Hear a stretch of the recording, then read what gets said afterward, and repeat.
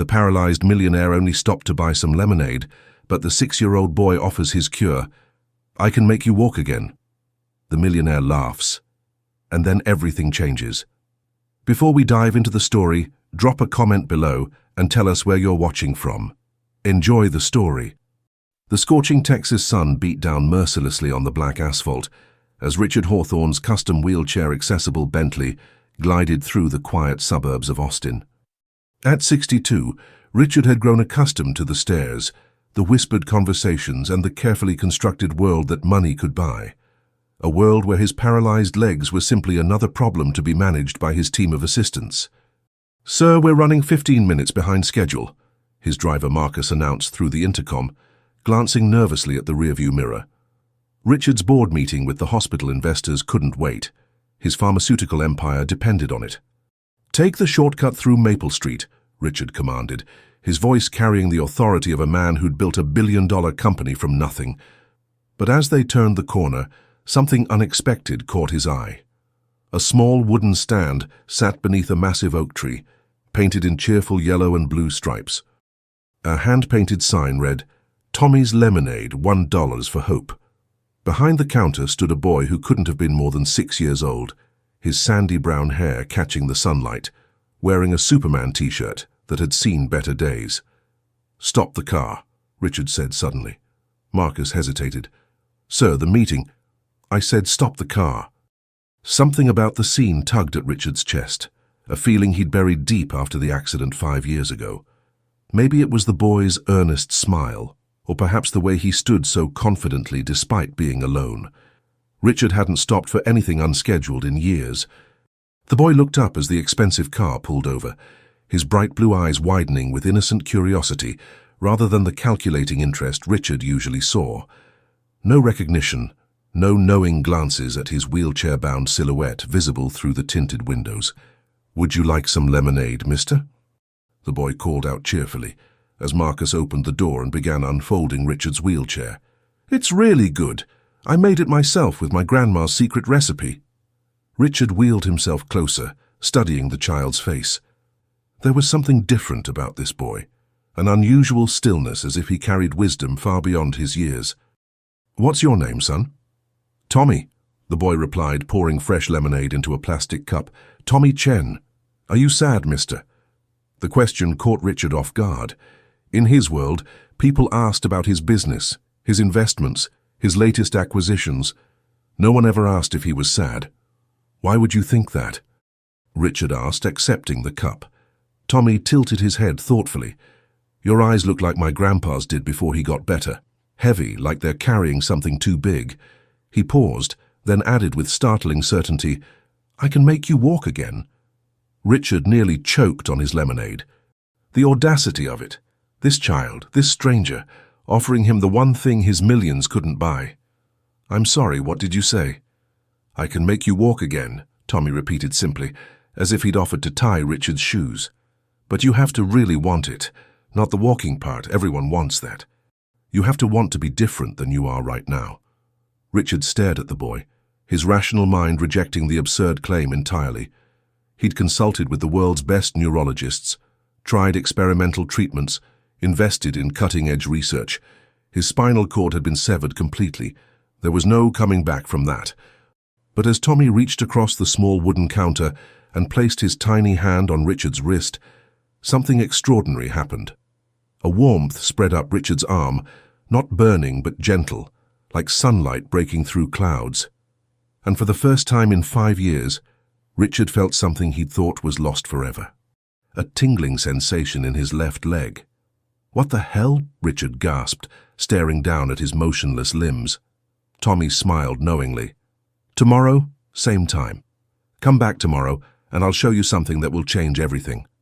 Richard spent the entire sleepless night in his mahogany-paneled study, surrounded by towering stacks of medical journals and research papers.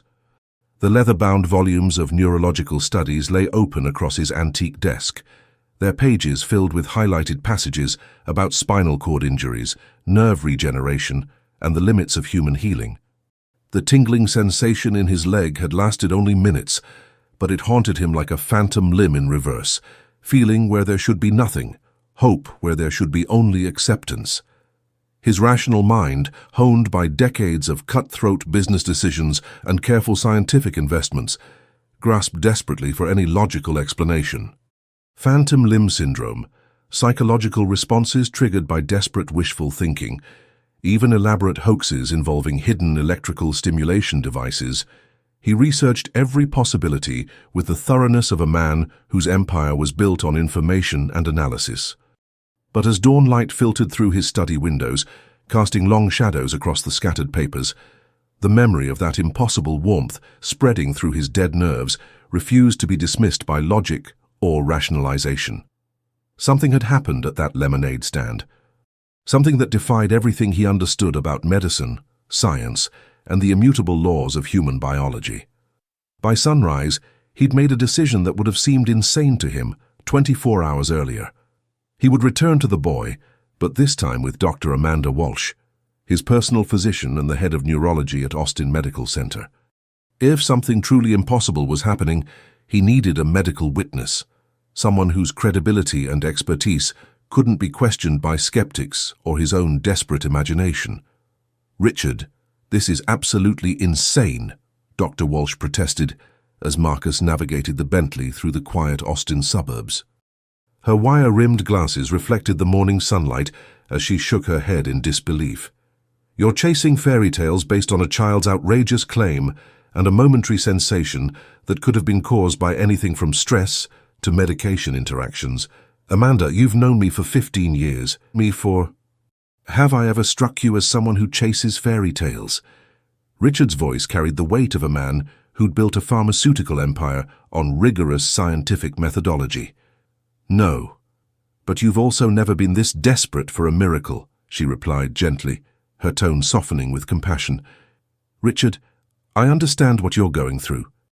The hope, the desperation, the willingness to believe in anything that might give you back what you've lost. But false hope can be more damaging than honest acceptance. 5 minutes of your time, Amanda. Either prove me wrong or witness something that could change everything we think we know about healing." "Doctor." Walsh adjusted her glasses and sighed, her skepticism evident in every line of her professionally composed face. "Fine. But when this turns out to be nothing more than a placebo effect and childhood imagination, you're funding my spinal cord regeneration research for the next 5 years. "Deal," Richard said, though his heart pounded with an anticipation that felt dangerously close to faith. Tommy was waiting at his lemonade stand when they arrived, as if he'd never left his post through the long night. The yellow and blue stripes looked freshly painted in the clear morning sunlight, and the hand-lettered sign reading, "Tommy's Lemonade, $1 for Hope," seemed to glow with its own internal light. But the boy himself appeared somehow different, older, more serious, his bright blue eyes holding a sadness and wisdom that seemed far too deep and complex for someone so young. "You brought a doctor," Tommy observed, his voice carrying none of yesterday's childlike enthusiasm and innocent joy. "I needed to be sure about what happened yesterday," Richard admitted, studying the boy's face for any sign of deception or performance. "Dr. Walsh specializes in spinal cord injuries. She's one of the most respected neurologists in the country." Tommy nodded slowly, his small hands gripping the edge of his wooden counter with unusual intensity. "She doesn't believe. I can feel it from here like a cold wall between us. That's going to make this much harder and more dangerous." "Make what harder?" Dr. Walsh demanded, her professional demeanor clashing with the increasingly surreal nature of the situation. Instead of answering immediately, Tommy walked around the counter with deliberate, measured steps that seemed far too purposeful for a 6-year-old child. Today, he moved differently, with the careful precision of someone much older, someone who understood the weight of responsibility and the cost of extraordinary gifts. He approached Richard's wheelchair without hesitation, his small frame casting a long shadow in the morning light. "I need you to watch his legs very carefully, Dr. Walsh," Tommy said, his voice carrying an unusual gravity that made the air around them seem to thicken with anticipation. "Watch them with all your medical training, all your scientific knowledge. And please don't let your disbelief interfere with what you're about to witness." "Child, I've been a neurologist for 20 years, Dr. Walsh replied, her tone mixing professional authority with growing unease. I've seen every type of spinal cord injury, every possible recovery pattern. I know what's medically possible and what exists only in the realm of wishful thinking. Do you? Tommy asked, his innocent question carrying layers of meaning that made Dr. Walsh unconsciously step closer. Then please, explain this to me afterwards. Without further warning, Tommy knelt beside Richard's wheelchair and placed his small hands on the businessman's knees. The moment his palms made contact with the expensive fabric of Richard's trousers, the world around them seemed to shift into something beyond normal reality. The warmth came immediately, but this time it was accompanied by something that made Dr. Walsh's breath catch in her throat and her scientific worldview begin to crumble.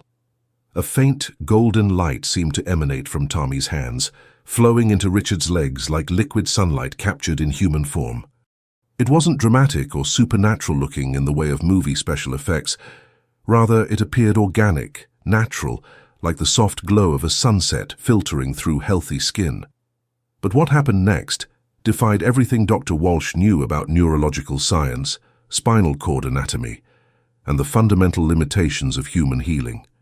Richard's right foot began to move, not just a random twitch or involuntary spasm, but deliberate, controlled movement that spoke of neural pathways functioning where none should exist. His toes wiggled purposefully inside his expensive Italian leather shoes. Then his ankle rotated in a slow, perfect circle. Doctor. Walsh watched in stunned, speechless amazement as his left leg joined the impossible symphony of motion. That's medically impossible, she breathed, her scientific training warring violently with the undeniable evidence before her eyes. The spinal cord is completely severed at the L2 vertebra. There's no neural pathway for voluntary movement, no conceivable way for the brain to communicate with the lower extremities. She stopped mid-sentence, her words dying in her throat as Richard's legs began to straighten with obvious purpose and strength. His quadriceps muscles tensed and released in coordinated patterns, his calves flexed with definition that spoke of neural control, and for 30 incredible, impossible seconds, his legs moved with the smooth coordination of a completely healthy person. Then, as suddenly as it had begun, the miracle ended. Tommy collapsed to the sidewalk like a marionette, whose strings had been cut all at once, his small body crumpling with frightening suddenness. The golden light vanished instantly, leaving only the ordinary morning sun and the sound of Dr. Walsh's medical training taking over. She dropped to her knees beside the unconscious boy, her hands automatically checking pulse points and breathing patterns with the practiced efficiency of someone who had spent decades responding to medical emergencies.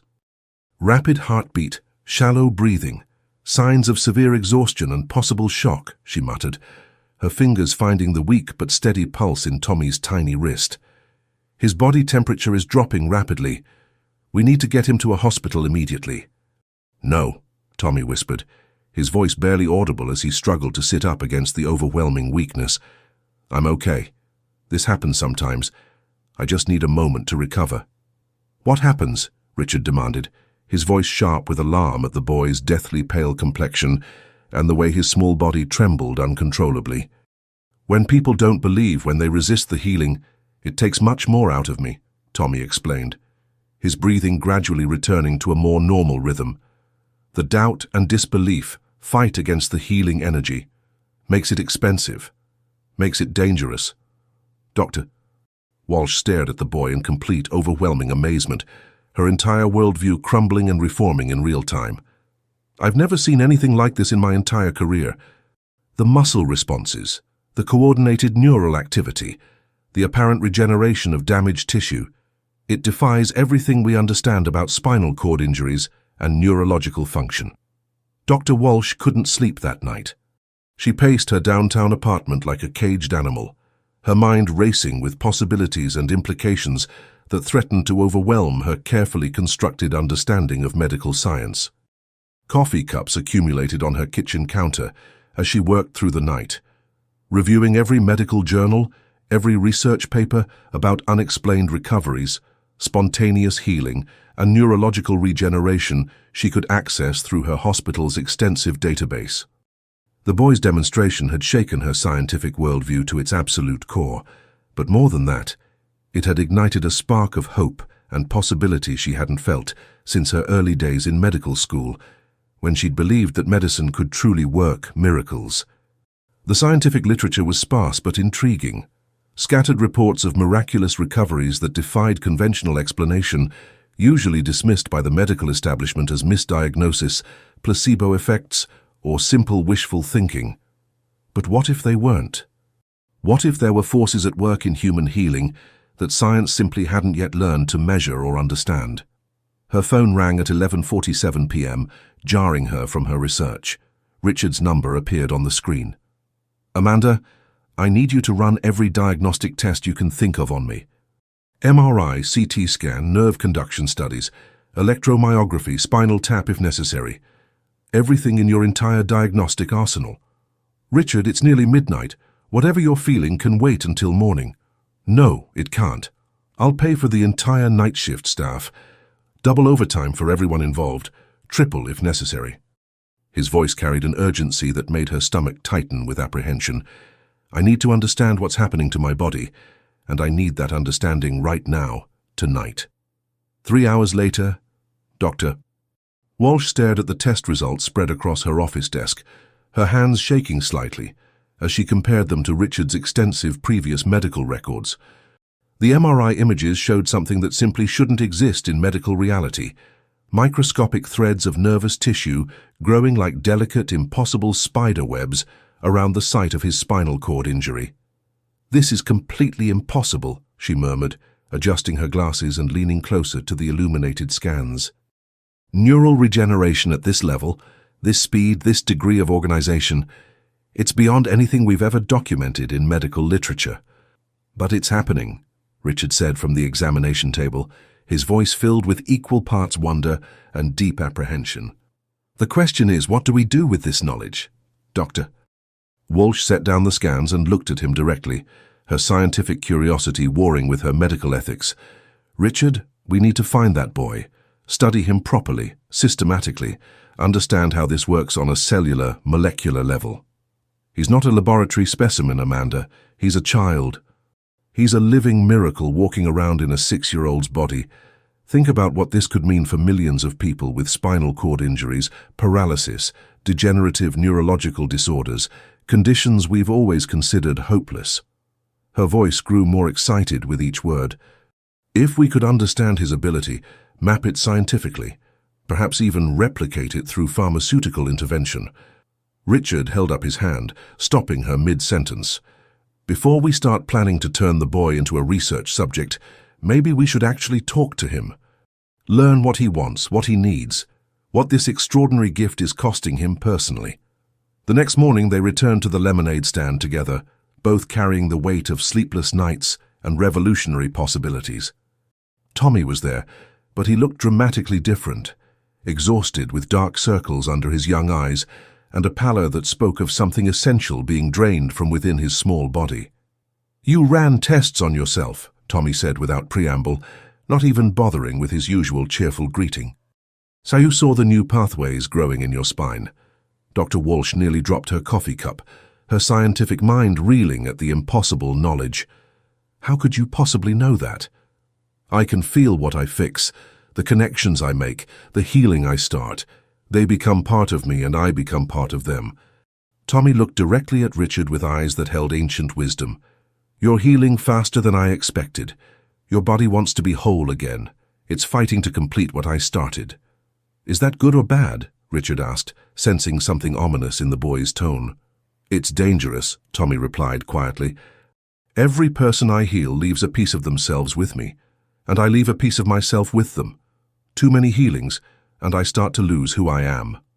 Tommy's explanation came slowly, as if each word required careful consideration and caused him physical pain to speak. "Doctor." Walsh had insisted on monitoring his vital signs during their conversation, attaching portable sensors to his small wrists and chest. The readings displayed on her tablet were deeply concerning: erratic heartbeat, fluctuating blood pressure, and brain activity patterns that defied every normal parameter she'd ever studied. "I remember things that aren't mine," Tommy continued, his voice small and vulnerable in a way that made both adults want to protect him. "Dreams that belong to people I've helped. Memories of lives I've never lived. Experiences I've never had. Sometimes I wake up and I'm not sure which thoughts are really mine and which belong to someone else. Dr. Walsh leaned forward, her scientific training warring with maternal instincts she didn't know she possessed. Can you give us a specific example of what you mean?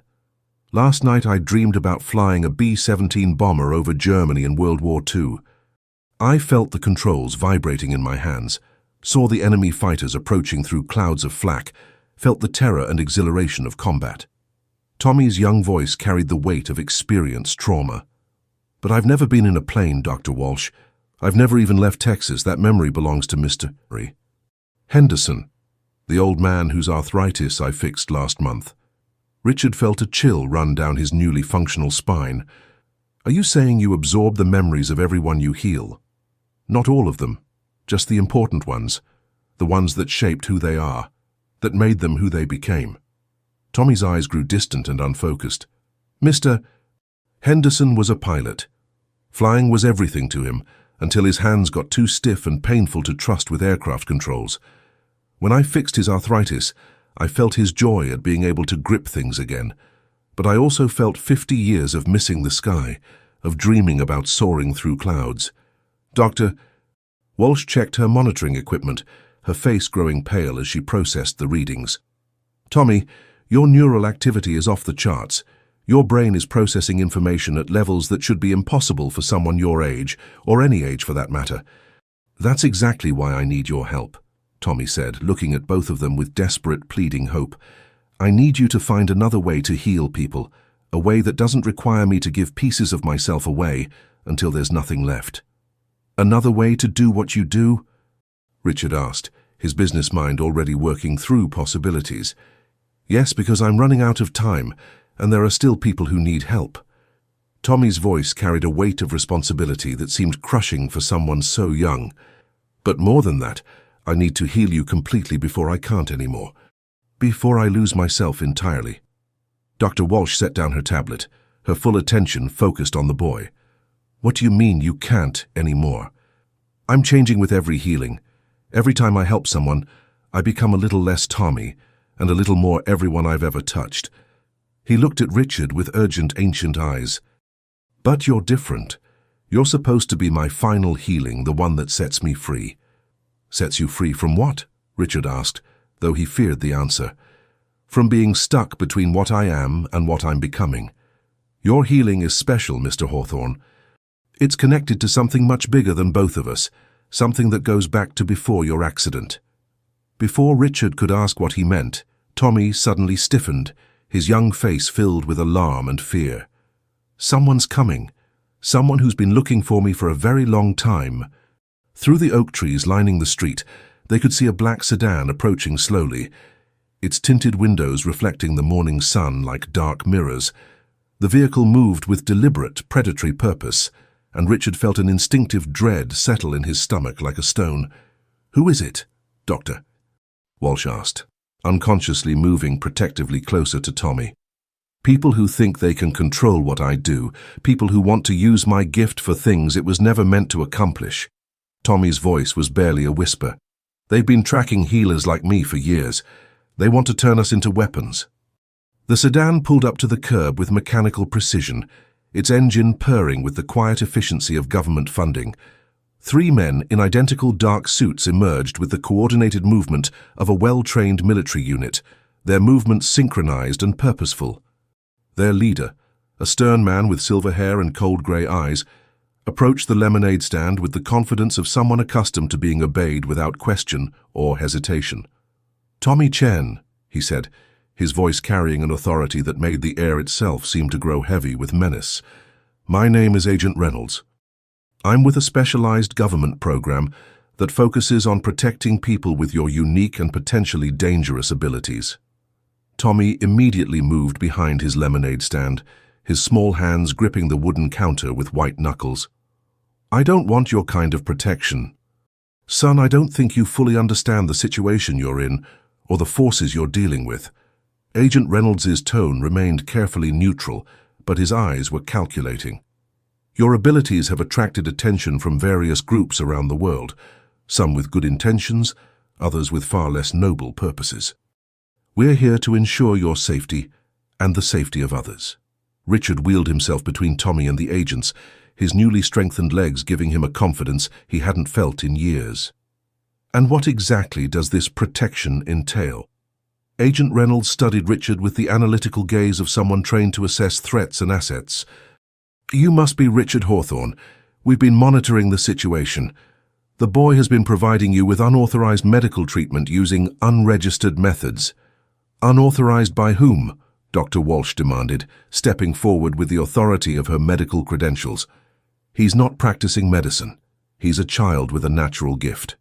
He's a child with an ability that could revolutionize military medicine, enhance soldier recovery rates, save countless lives in combat zones in ways that conventional medicine cannot. Agent Reynolds never took his eyes off Tommy. With proper training, structure, and support, he could become one of the most valuable assets our country has ever produced. By enslaving a 6-year-old boy, Richard's voice carried the edge of barely controlled anger. By giving him structure, education, proper medical monitoring, and the resources to use his gift responsibly and safely. The boy is clearly struggling with the psychological and physical effects of his ability. He needs professional guidance and medical support that only a government facility can provide. Tommy's voice cut through the tension like a blade. I've heard about your program, Agent Reynolds. Project Prometheus. You don't want to help me. You want to study me, control me, and use me until there's nothing left but an empty shell. Agent Reynolds' carefully neutral expression flickered with genuine surprise. How could you possibly know that classified designation? Because I've healed some of your other test subjects, the ones who escaped, the ones who were dying because of what you did to them. Tommy's young voice carried a fury that made all the adults around him step back involuntarily. I know about the experiments, the forced healings, the way you broke their minds trying to make them into weapons. That's highly classified information, Agent Reynolds said, his hand moving instinctively toward his jacket. It's not classified from me, Tommy replied, his eyes beginning to glow with that same golden light they'd seen during the healings. I can see the connections between all living things, including the connections between people who've been hurt by the same system, the same people. Dr. Walsh grabbed her medical bag, her training sensing the situation spiraling rapidly toward danger.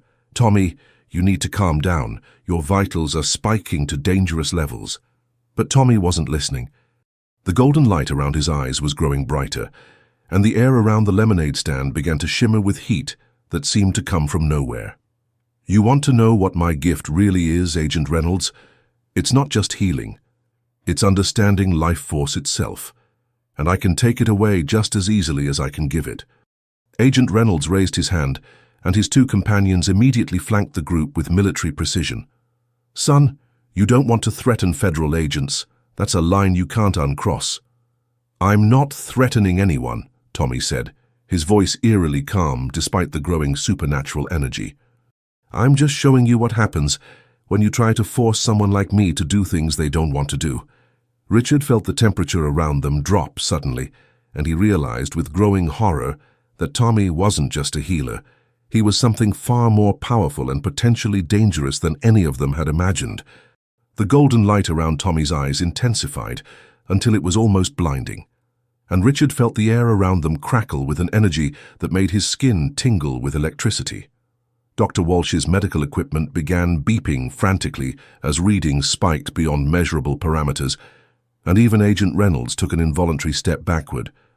Tommy, listen to me, Richard said urgently, wheeling closer despite the dangerous energy radiating from the boy. You don't want to hurt anyone. That's not who you are. Isn't it? Tommy's voice had changed, becoming deeper, older, carrying the weight of accumulated lifetimes. I've absorbed the memories of soldiers, Mr. Hawthorne. I know what violence feels like. I know what it means to take a life. Agent Reynolds gestured to his companions, who immediately began reaching for weapons concealed beneath their suits. Stand down, son. You're surrounded and outgunned. Am I? Tommy raised his small hand, and one of the agents suddenly gasped, clutching his chest as his face went pale. I can feel your heartbeat from here. I can feel the blood flowing through your veins. Would you like me to stop it? Tommy, no! Dr. Walsh shouted, but her voice seemed to come from very far away. The affected agent collapsed to his knees, his breathing labored and irregular. Agent Reynolds immediately drew his weapon, a sleek black pistol that gleamed menacingly in the morning sunlight. "Release him immediately, or we will use lethal force." "You can't kill me," Tommy said with absolute certainty. "I'm connected to every person I've ever healed. If I die, they die with me, including Mr. Hawthorne." Richard felt his heart skip a beat as the implications sank in. "Tommy, what are you saying?" "The healing isn't just temporary, Mr. Hawthorne. It's permanent because part of me is keeping it alive inside you. If they kill me, your spinal cord will sever again instantly. You'll be back in that wheelchair, but this time you'll be dying." Agent Reynolds' face remained impassive, but Richard could see the calculation in his eyes. "You're bluffing." "Am I?" Tommy's smile was cold and far too adult for his young face. "Dr. Walsh, check his neural activity. See what happens when I withdraw my energy." Dr. Walsh looked at her tablet, her face growing pale as she watched Richard's readings fluctuate wildly. "Richard, your nervous system is completely dependent on some kind of external energy source. If that source disappears—" "I'll die," Richard finished, understanding flooding through him. "You've made me dependent on you." "Not on purpose," Tommy said, his voice cracking with genuine emotion. "That's just how the healing works. It's not a cure, it's a symbiosis. I give you life and you give me a reason to keep living." Agent Reynolds lowered his weapon slightly. "This changes things. We can't risk losing a valuable asset like Mr. Hawthorne." "I'm not your asset," Richard said firmly, "and neither is Tommy." Suddenly, the air around them began to shimmer with heat distortion, and Tommy's form started to become translucent. "Dr. Walsh, grab Mr. Hawthorne. We're leaving." "How, Dr.?" Walsh began, but her words were cut off as reality seemed to bend around them. The world dissolved into golden light, and when it reformed, they were standing in Richard's living room. Tommy collapsed immediately, his small body racked with convulsions. "What just happened?" Dr. Walsh demanded, kneeling beside the boy. "I teleported us," Tommy gasped between labored breaths. "But it cost me too much. I'm fading faster now." Richard stared at the boy in amazement and horror. "Tommy, what are you?" "I'm what happens when someone dies but doesn't know how to let go," Tommy replied, his voice barely a whisper. "I'm what happens when love is stronger than death." Tommy's revelation hung in the air like a physical weight as Dr. Walsh frantically checked his vital signs. His pulse was erratic, his breathing shallow, and his skin had taken on an almost translucent quality that made him appear to be fading from existence itself. "I need to tell you the truth," Tommy said, his voice weak but determined. "About what I really am, about why I can do these things." Richard positioned his wheelchair beside the couch where Tommy lay, his newly functional legs trembling with residual energy from their supernatural escape. "Tommy, you need to rest. You've pushed yourself too hard." "There's no time for rest," Tommy replied, his young eyes holding depths of sorrow that seemed infinite. "Agent Reynolds was right about one thing. I am dangerous, but not in the way he thinks." Dr. Walsh looked up from her medical readings, her face filled with concern. "Tommy, your cellular structure is breaking down. Whatever you did to get us here, it's accelerating your deterioration." "I know." Tommy struggled to sit up, his small frame shaking with the effort. "That's why I need to tell you about my mother, my real mother." Richard felt a chill run down his spine. "What do you mean, your real mother?" "The woman you think is my mother, Sarah Chen. She died 3 years ago in a car accident, but I died with her." Tommy's words fell like stones into still water. "We were driving to the hospital because I was sick, really sick. The doctors said I had maybe days left." Dr. Walsh's tablet slipped from her hands. "That's impossible. You're here. You're alive." "Am I?" Tommy looked at his hands, which seemed to flicker in and out of focus. "My mother was a nurse, Dr. Walsh. She worked in the children's oncology ward. She'd seen so many kids die, and she couldn't bear to watch me go the same way." "What did she do?" Richard asked, though he feared the answer.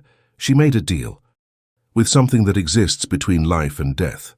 She offered her life force, her very essence, to keep me alive. But the exchange wasn't perfect. I lived, but I became something else.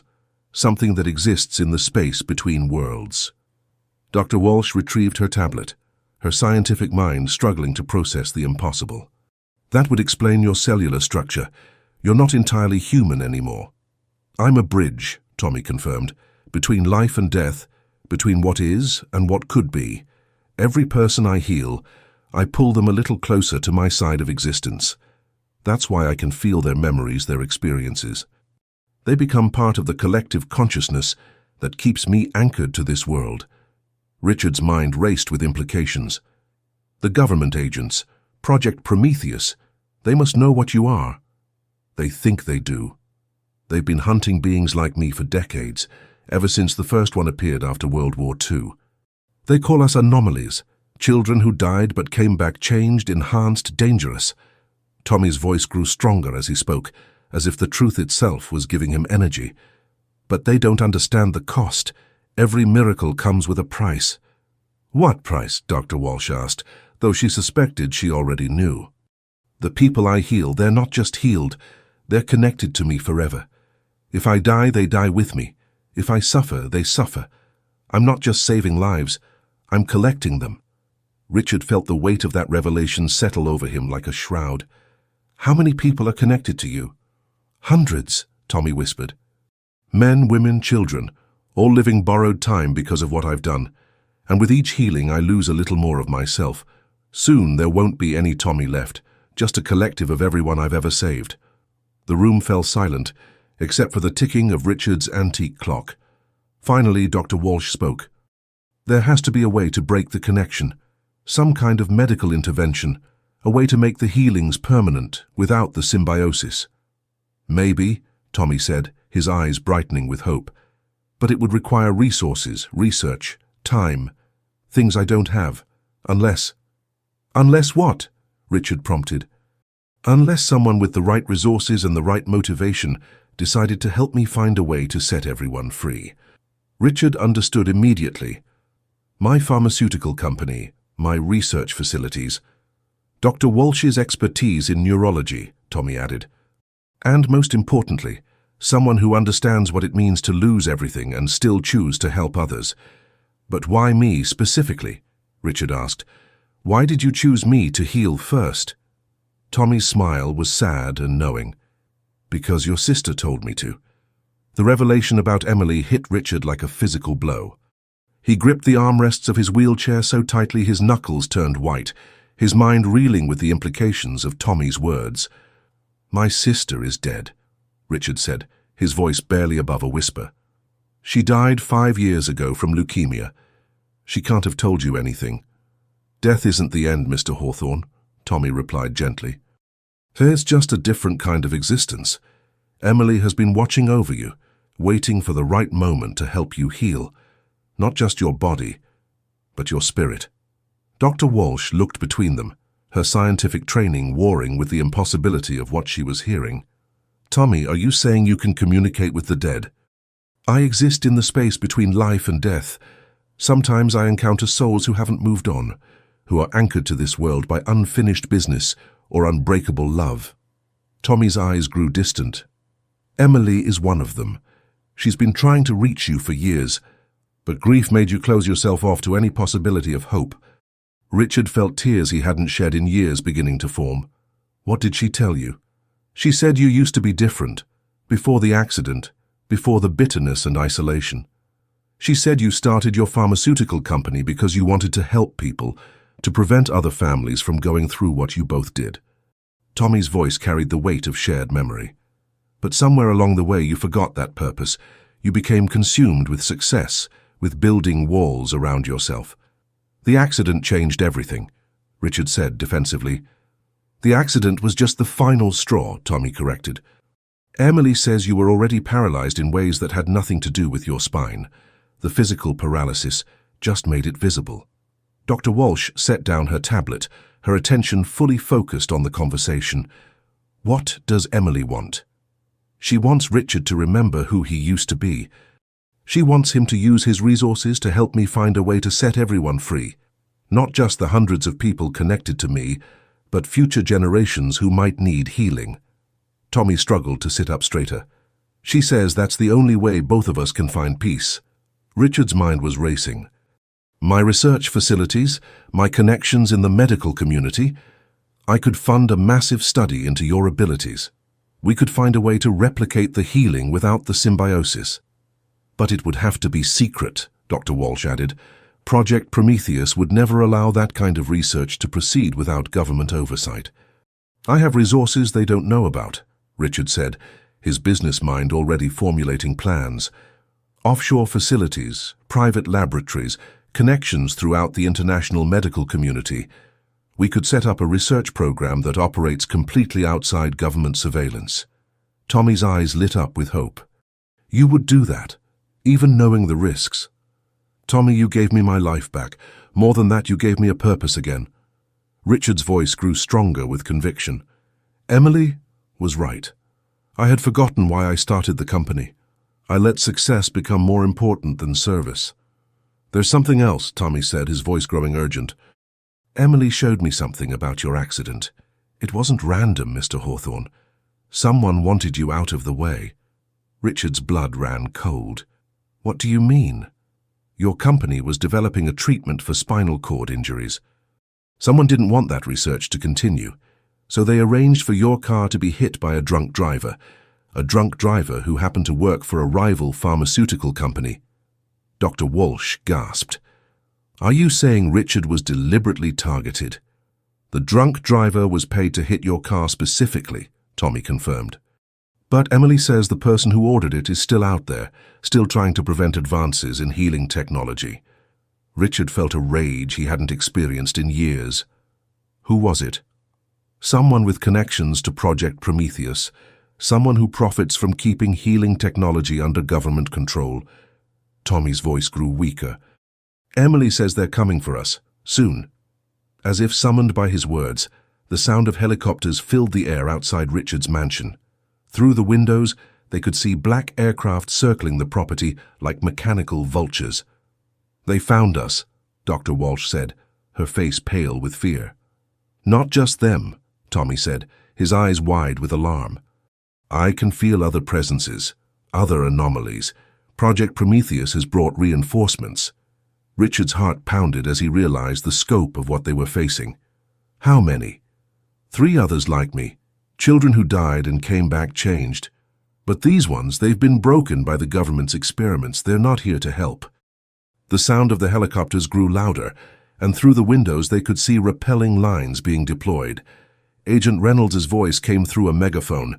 Richard Hawthorne, you are harboring a national security threat. Surrender the boy immediately or we will be forced to take him by any means necessary. Tommy struggled to his feet, his small body radiating with golden energy. I won't let them take me. I won't let them turn me into a weapon. You don't have to fight them, Richard said. We can find another way. There is no other way, Tommy replied sadly. This was always how it was going to end. Emily told me that too. The front door of Richard's mansion exploded inward in a shower of splinters and smoke. Through the breach came not just Agent Reynolds and his team, but 3 figures that made Tommy's face go white with terror. They appeared to be children, but their eyes held the same ancient knowledge as Tommy's, except these eyes were filled with madness and rage. Hello, Tommy, said the first, a girl who couldn't have been more than 8 years old. Her blonde hair was perfectly styled, but her smile was cold and predatory. I'm Rebecca, we've been looking for you. The government didn't just capture us, explained the second, a boy with dark hair and scars covering his arms. They broke us, rebuilt us, made us into what they needed us to be. The third remained silent, but his presence radiated a menace that made the air itself feel heavy and oppressive. Tommy, get behind me, Richard said, moving his wheelchair to shield the boy. That won't help, Rebecca said with a laugh that sounded like breaking glass. We know all about your connection to him. We can feel it from here. The golden thread that ties your life to his. Agent Reynolds stepped through the doorway, his weapon drawn. Mr. Hawthorne, Dr. Walsh, step away from the subject. These operatives are here to contain him if he resists. You mean they're here to kill him? Dr. Walsh said, her voice shaking with fury. Only if necessary, Agent Reynolds replied coldly. But Tommy has become too powerful to control through conventional means. We need assets who can operate on his level, Tommy's eyes began to glow with golden light. "I won't go with you. I won't let you turn me into one of them." "You don't have a choice," the scarred boy said, raising his hand. Immediately, Richard felt intense pain shooting through his spine.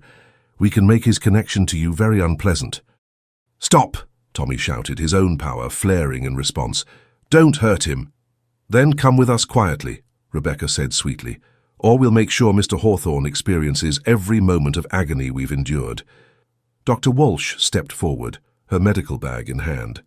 "There's something you should know before you take him. Tommy isn't just connected to Richard. He's connected to hundreds of people. If you kill him, you'll be committing mass murder." Agent Reynolds's expression didn't change. "We're aware of the collateral damage. It's an acceptable loss." "Acceptable?" Richard felt rage building inside him. "You're talking about hundreds of innocent lives." "We're talking about national security," Agent Reynolds replied. "The existence of beings like Tommy represents a threat to the established order. They must be contained or eliminated." But as they spoke, Tommy was changing. His form began to shimmer and shift, becoming more translucent. When he spoke, his voice carried the weight of hundreds of souls. "I won't let you hurt them," he said. But it wasn't just his voice anymore. It was the voice of everyone he'd ever healed, speaking in unison. "I won't let you turn me into a weapon." "Tommy, no!" Dr. Walsh realized what was happening. "You're destabilizing the connections." "If I'm going to die anyway, I'm going to make sure I set everyone free first," Tommy replied, his form becoming more ghostly by the second. "Including you, Mr. Hawthorne."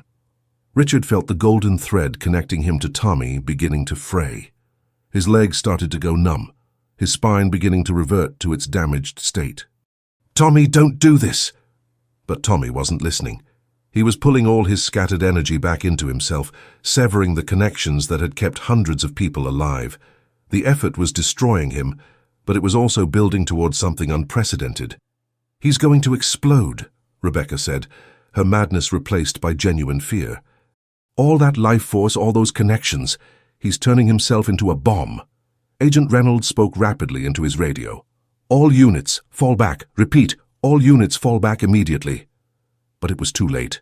Tommy's form blazed with golden light as he prepared to sacrifice himself to prevent his gift from being weaponized. In that moment of crisis, Richard made a decision that would change everything. "Tommy, wait!" he shouted. "I know who ordered my accident. I know who's really behind Project Prometheus." Tommy's form stabilized slightly. "What?" "Dr. Walsh," Richard said, his voice heavy with betrayal and realization. "It was you." Dr. Walsh's face went white. "Richard, what are you talking about? You were the one who wanted my spinal cord research shut down. You were the one who arranged for the accident." Richard's voice grew stronger as the pieces fell into place. "You've been working with them all along." The golden light around Tommy intensified as he processed this revelation. "Dr. Walsh, is that true?" For a moment, silence filled the room. Then Dr. Walsh's professional mask slipped, revealing something cold and calculating underneath. "You were getting too close to a breakthrough," she said quietly. "Neural regeneration technology in private hands would have disrupted everything. The government needed to control that research." "You destroyed my life," Richard said, his voice filled with pain and anger. "I saved the world from chaos," Dr. Walsh replied. "Do you have any idea what would happen if healing technology like Tommy's became widely available? The economic disruption, the social upheaval, the potential for misuse." Tommy's form began to solidify again, but now his eyes held a different kind of fury. "You've been studying me this whole time, learning my weaknesses. Every test, every scan, every moment of concern, it was all to gather data for them," Dr. Walsh confirmed. "I'm sorry, Tommy, I genuinely grew fond of you, but this is bigger than any of us." Agent Reynolds smiled grimly. "Thank you, Dr. Walsh. Your intelligence has been invaluable." But Tommy's response was not what anyone expected. Instead of rage or betrayal, he began to laugh, a sound that carried the weight of ancient wisdom and infinite sadness. "You made one mistake," he said, his voice now steady and strong. "You assumed I was the only one." The air around Tommy shimmered, and suddenly the room was filled with other presences, translucent figures that appeared to be children, but radiated the same impossible energy as Tommy. They materialized from nothing, their forms ghostly but unmistakably real. "Meet the others," Tommy said, his voice now carrying absolute authority. "Every child who died but came back changed, every soul who was touched by the same force that created me. We've been waiting for this moment."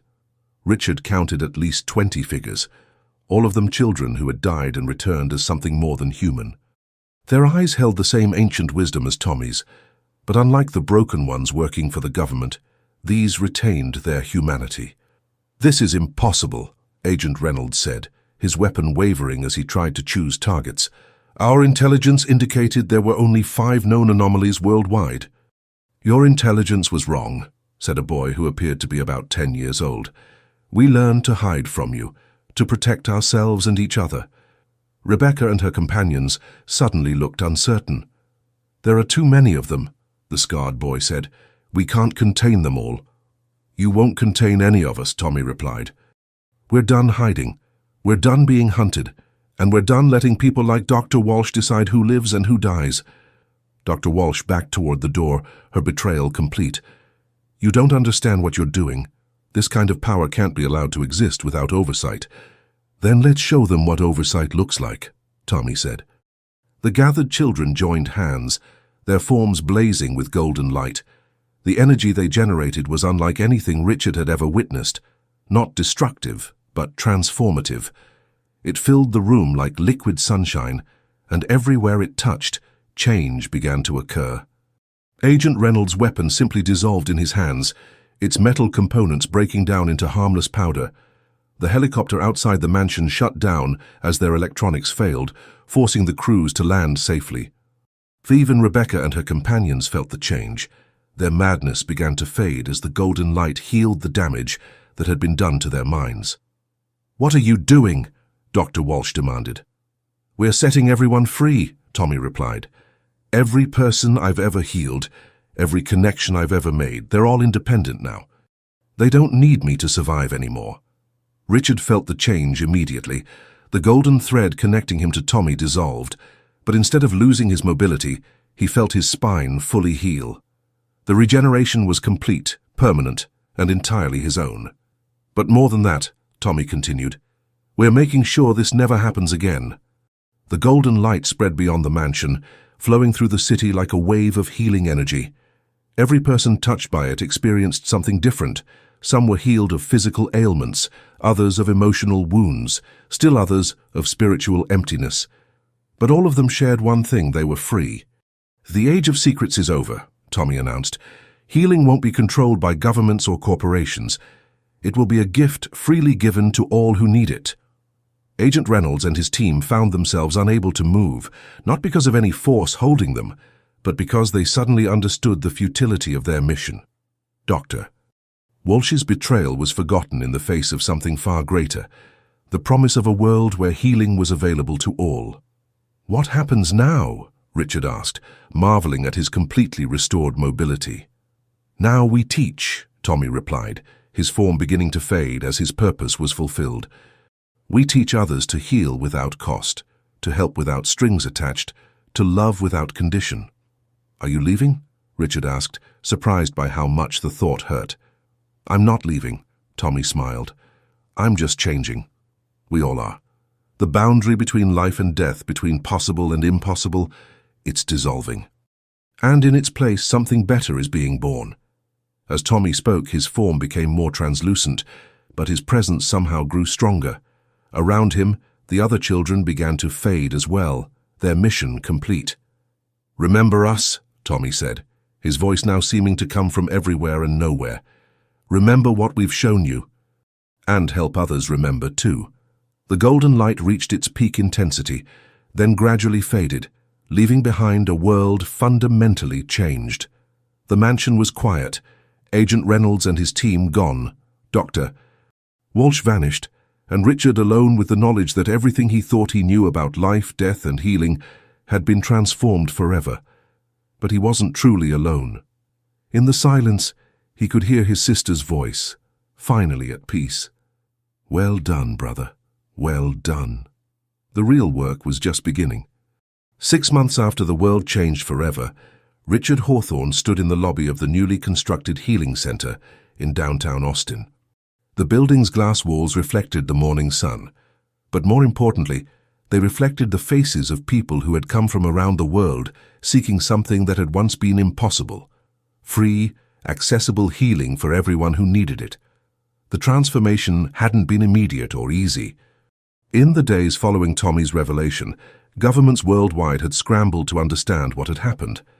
The golden wave of healing energy had touched every continent, fundamentally altering the relationship between medicine and miracle, between science and spirit. Project Prometheus had been disbanded overnight. Its operatives either disappeared or reassigned to less sinister duties. Richard walked through the center's corridors, his steps confident and sure. His legs were completely healed now, stronger than they'd been even before the accident.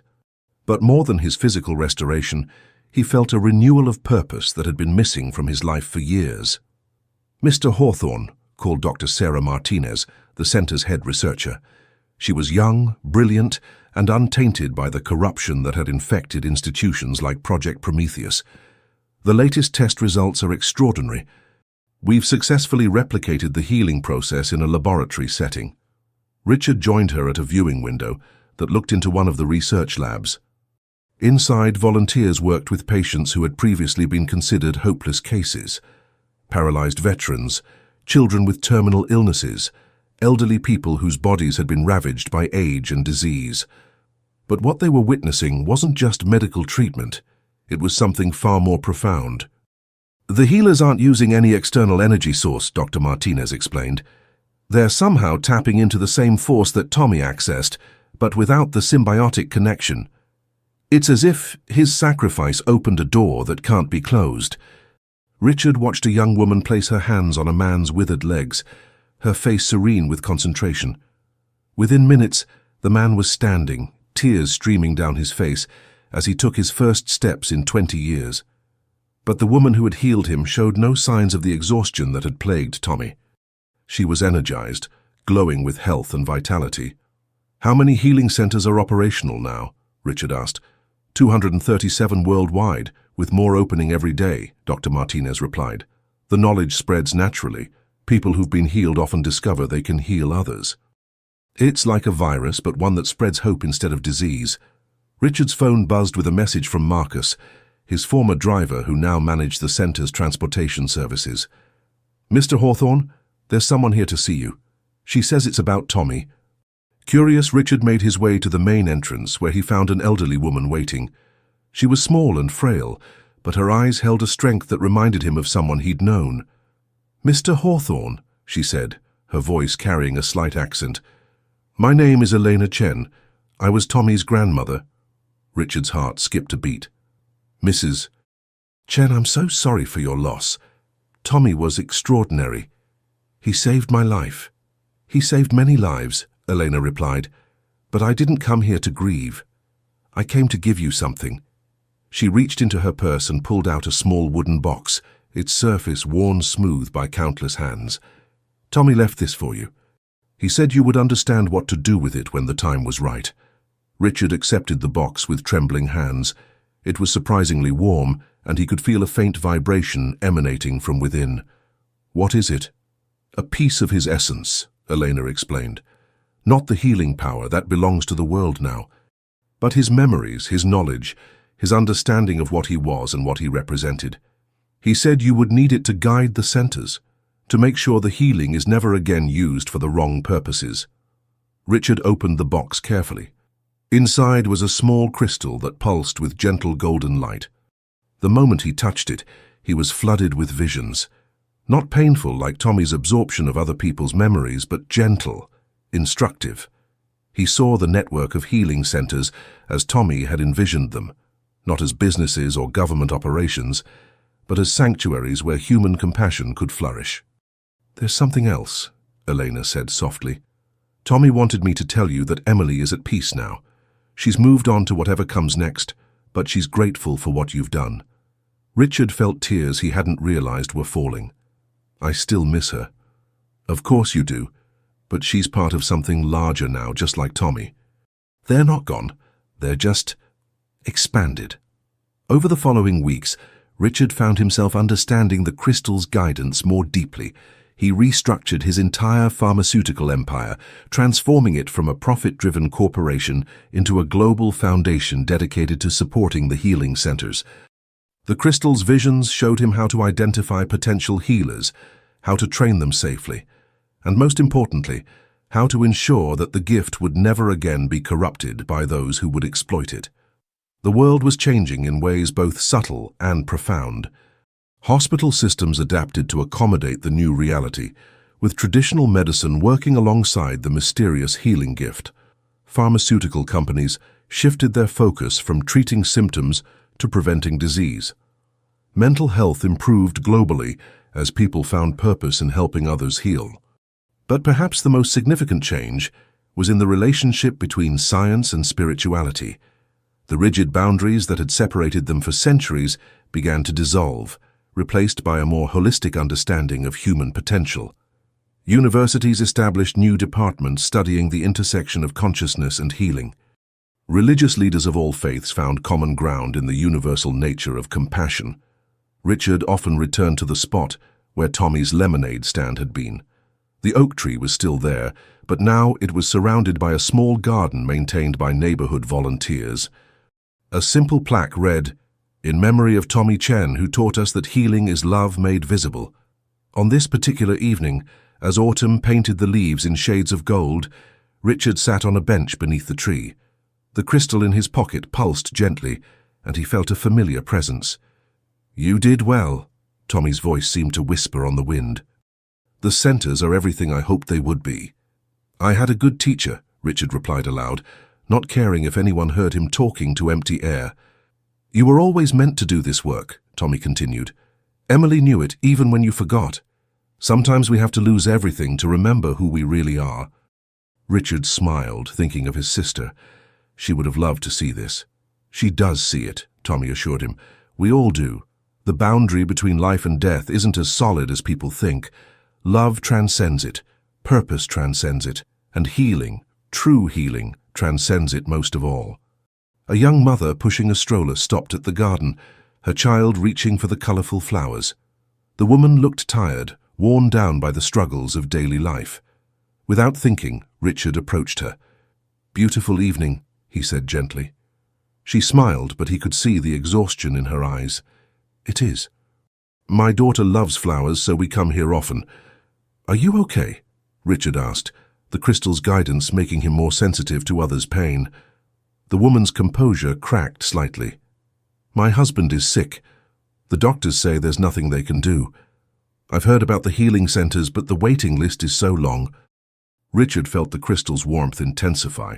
"What's his name?" David Patterson." "Mrs. Patterson, I think I can help." Richard pulled out his phone and made a call. "Dr. Martinez, I need you to prioritize someone for tomorrow morning." "David Patterson, yes, I'll take full responsibility." When he hung up, Mrs. Patterson was staring at him with hope and disbelief. "Why would you do this for a stranger?" "Because a very wise child once taught me that healing is never about the healer," Richard replied.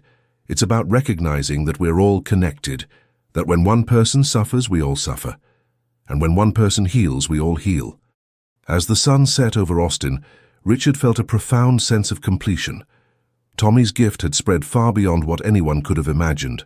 The healing centers were just the beginning. Already, people were discovering they could heal emotional wounds, mend broken relationships, and restore hope to communities that had lost it. The world wasn't perfect, but it was better. And in a small lemonade stand's legacy, Richard had found not just his own healing, but a way to help heal the world. The crystal in his pocket pulsed one final time, and he heard Tommy's voice, fainter now, but filled with joy. "Thank you, Mr. Hawthorne. Thank you for remembering what love can do." Richard stood up, his legs strong and sure, and walked home through streets filled with people who carried hope in their hearts, hope that had been born from the belief that miracles were not only possible, but inevitable when compassion guided the way. The age of healing had truly begun.